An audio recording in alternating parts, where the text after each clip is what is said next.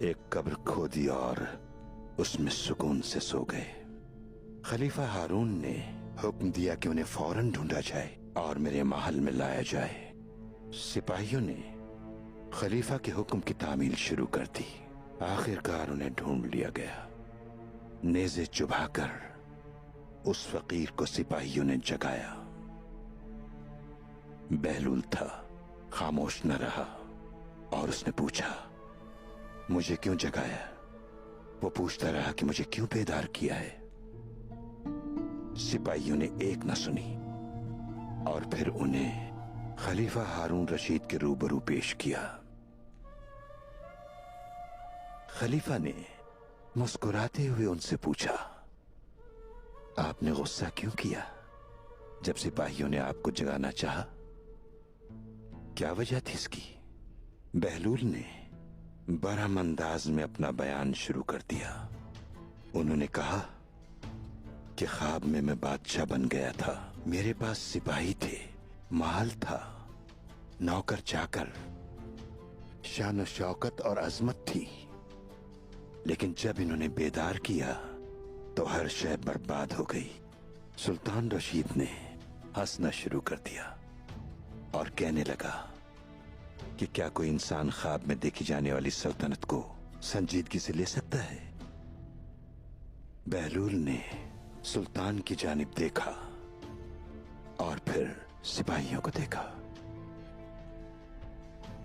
फिर उसने कहा कि अब आप मुझे बताएं, मेरी वो सल्तनत जो ख्वाब में थी और आपकी जिंदगी की ये सल्तनत, इन दोनों सल्तनतों में क्या फर्क है? मेरी सल्तनत जागा तो खत्म हो गई, तुम्हारी सल्तनत जब तुम मरोगे तो खत्म हो जाएगी। हाँ तो फिर अब हमें बताइए आलिशार साहब, सुल्तान की मोहर जेब में रखकर अपने सिपाहियों के हमरा बिना सलाम किए सवालों जवाब के लिए चले आए। क्या यह सल्तनत इस काबिल है जो आपके मरते ही खत्म हो जाएगी? जरा सोचिए इस बारे में। बेअदब आप हैं जो बिना इजाजत मुंह उठाए अंदर चले आए, या फिर हम बेअदब हुए जिन्होंने एक फानी के आने को अहमियत न दी?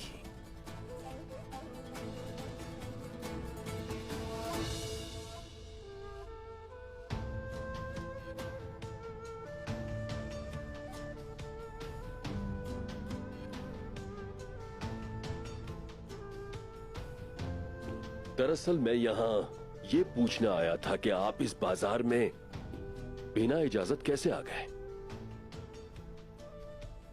अब मुझे लगता है कि आपका यहां आना बाइस मुशर्रफ होगा। माफी चाहता हूं मोहतरम।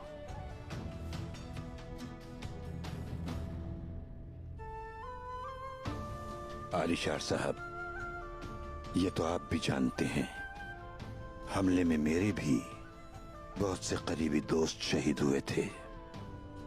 ये जगह हमारे खून से सैराब है। अब ये हमारी भी सरजमीन है।